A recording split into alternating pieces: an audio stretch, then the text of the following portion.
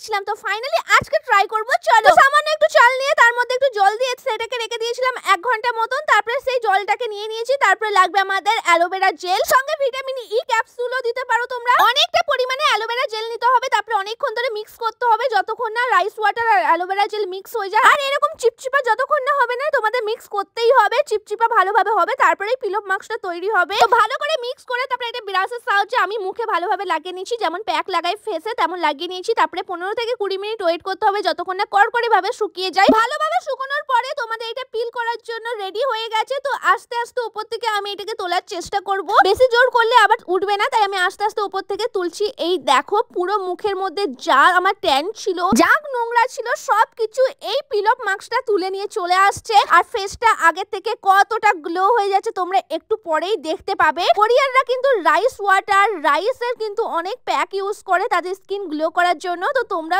এই প্যাকটা ইউজ করতে পারো। পিলপ মাস্কটা তোলার পরে মুখে একটু সিরাম ইউজ করেছি। তারপরে দেখো ফেসটা পুরো কোরিয়ানদের মতন গ্লো করছে। তো কেমন লাগছে আমার স্কিনটা তোমরা কমেন্ট করে বলো।